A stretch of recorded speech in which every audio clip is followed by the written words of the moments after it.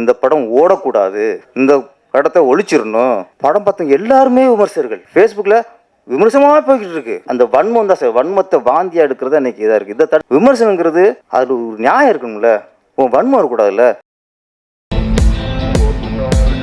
புரட்சி கலைஞர் விஜயகாந்த் அவர்கள் ஆரம்பத்தில் பார்த்தீங்கன்னா அப்படியே ரஜினி மாதிரி தான் இருப்பார். அவர் ரஜினி மாதிரி இருக்கிறதுனால தான் அந்த ரஜினிகாந்துங்கும் போது இவர் விஜயகாந்த்னு வச்சுட்டார், பேர்லேயே காந்துன்னு வச்சுட்டார். ஆரம்ப காலத்தில் 2 படம் இருந்துச்சு, தூரத்தீடி முழக்கம், சட்டம் ஒரு இருட்டரை. அதெல்லாம் பார்த்து படம் பார்க்கும்போது ரஜினி பார்க்குற மாதிரி இருக்கும். அதே மாதிரி ஹேர் வச்சிருப்பாரு, நாடகோட அப்படியே ரஜினி மாதிரி இருக்கும். அப்புறம் உஷாராயிட்டார், நமக்குன்னு தனித்துவம் இல்லைன்னா சரியா வராது அப்படின்னு ஒரு காலகட்டத்தில் அவருக்கு சர்க்கிள் வந்தது. பார்த்தா ஆட்டோ ராஜா, ஜாதிக்கு ஒரு நீதி, எல்லாமே அந்த அந்த அந்த ஸ்டைல் இருக்கும். ஒரு சர்க்கிள் வந்து அப்புறம் டோட்டலாக விஜயகாந்த் அவருக்குன்னு ஒரு ஸ்டைல், நடையில இருந்து டைலாக் டெலிவரியில இருந்து அவர் ஃபைட்டு, டோட்டலாக அவரை தனக்குன்னு ஒரு ஸ்டைலில் மாற்றிக்கிட்டார்.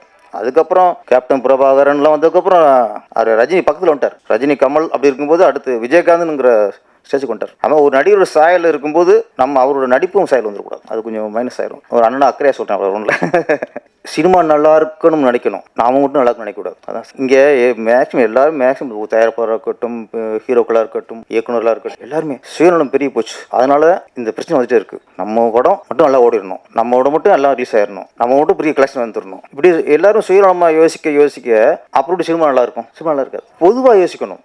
அதுவும் வளர இயக்குநர்கள், வளர கதாநாயகர், சின்ன ப்ரொடியூசர்ஸு, இவங்களாம் வெற்றி அடைகிறது தான் குறியாக இருப்பாங்க. அவங்க லட்சியம் போல எங்கே இருக்கும், எப்படியாவது வெற்றி அடைஞ்சிடணும், எப்படியாவது சாதிச்சிடணும். அவங்க சினிமா காப்பாற்ற நினைப்பாங்களா? புதுசு இருந்தால் முருகராசு இருக்காரு, அவர் சினிமா காப்பாற்ற நினைப்பார். அப்போதைக்கு அவர் காப்பாற்றிக்கணும் சார், அவர் படத்தை வெற்றி அடை நினைப்பார். இந்த புது ஹீரோ வந்திருக்காரு விஜய் கௌரிஸ், அவர் இப்போ வந்து சினிமா காப்பாற்றணும் தனி டிஸ்கஸ் பண்ணுவாரா, எப்படி சார் சினிமா காப்பாற்றலாம்ட்டு? அவங்களுக்கு முதல் படம், இந்த படத்தை எப்படி வெற்றி அடை வைக்கணும், நம்மளை எப்படி நிலை நிறுத்தணும், நம்ம எப்படி வெற்றி அடையணும், இதில் தான் புது இயக்குநர்களுக்கு, புது கதாநாயகர்களுக்கு, புது தயாரிப்புகளுக்கு கவனம் அங்கே தான் இருக்கும். இதில் சம்பாதிச்சு 7 தலைமுறைக்கும் அழிக்க முடியாத அளவுக்கு சொத்து சம்பாதிச்சிருக்கோம்ல சினிமாவில். நம்ம தான் சார் யோசிக்கணும், சினிமா காப்பாற்றணும், நம்ம தான் யோசிக்கணும். சினிமா கொடுத்த காசுல இன்னைக்கு செழிப்போட அழிக்க முடியாத சொத்தோட பேரும் புகழோட இருக்கும்ல, இதெல்லாம் யாரு கொடுத்தா?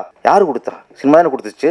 அவங்க யோசிக்கணும் சார். அவங்களாம் யோசிக்க ஆரம்பிச்சானா இதுக்கு தீர்வு வரும். நம்ம படம் சம்பாதிச்சா போதும், நம்ம உடல் ரிலீஸ் போதும், அப்படிங்கும்போது நம்ம மட்டும் பணம் எடுத்தா போதும், நம்ம இத்தனை கலெக்ஷன் காட்டினா போதும், நான் எப்படி இருக்கும். அதனால அவர் ஆர் உதயகுமார் சார் இருக்கட்டும், சுபாஷ் சாரா இருக்கட்டும், நம்மளாம் இங்கே மேடையில் பேசுகிறோம் ஆதங்கம் தான் தவிர இதுக்கு தீர்வு இல்லை. இதுக்கு தீர்வுங்கிறது சினிமாவில் சம்பாதிச்சு சினிமா புகழோட இன்னைக்கு அப்படி சிம்மாசனத்தில் உட்காந்துருக்காங்களே இவங்க எல்லாம். நான் சொல்கிறேன், டைரக்டர், தயாரிப்பாளர், நடிகர் எல்லாம் சொல்கிறேன். இதுக்கப்புறம் என்ன சார் சம்பாதிக்க வேண்டியிருக்கு? சம்பாதிக்க வேண்டியிருக்கு. சினிமா வாழ வைக்கணும், நம்மளை வாழ வச்ச சினிமாவை நாம வாழ வைக்கணும்ல, அதுதான் இங்கே இல்லை. இன்னைக்கு ஒரு படம் ரிலீஸ் ஆகுதுன்னு வச்சுங்களேன், அது நல்லா இருக்குது நல்லா இல்லை அப்படிங்கிறது அடுத்த விஷயம். ஒரு படம் விமர்சனத்துக்கு உள்ளானதான், யார் நடித்த படமாக இருக்கட்டும். ஒரு படம் வெளியே வந்துட்டாலே அது விமர்சனத்துக்கு உள்ளான படம் தான். ஆனால் அந்த படத்தை பற்றி விமர்சனம் இருக்கும்னே தவிர இன்னைக்கு அப்படி இல்லை. இந்த படம் ஓடக்கூடாது, இந்த படத்தை ஒழிச்சிடணும், இந்த படத்துல மக்கள் போய் பார்த்துடக்கூடாது, இந்த வன்மத்தை கக்குறதா இன்னைக்கு நிறைய விமர்சனங்கள் இருக்கு. நிறைய ஒரு படத்தை விமர்சனம் பார்க்கும்போது நல்லா ஃபேஸ்புக்கில் பார்த்தா ஒரு பத்திரிகையாளர்கள் விமர்சனம் பண்ணுவாங்க, சில மீடியாக்கள், ஒரு தரமான மீடியாக்கள் அவங்க விமர்சனம் பண்ணுவாங்க. அப்போ அதை பார்ப்போம்.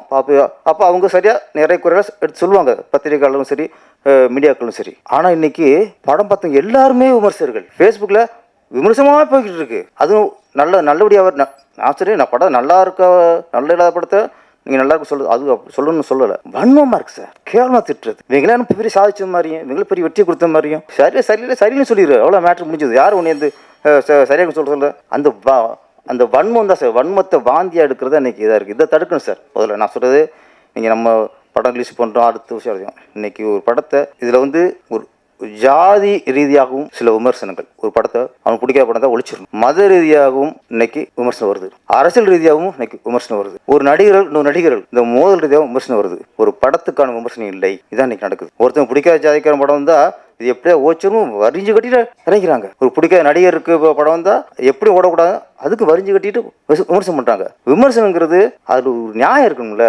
வன்மம் இருக்கக்கூடாதுல்ல. இன்னைக்கு அதை ஒழிச்சா போதும் சார். நீ அதை ஒழிச்சா போதும். இன்னைக்கு அதை ரொம்ப ஜாஸ்தியாக இருக்கு இன்னைக்கு.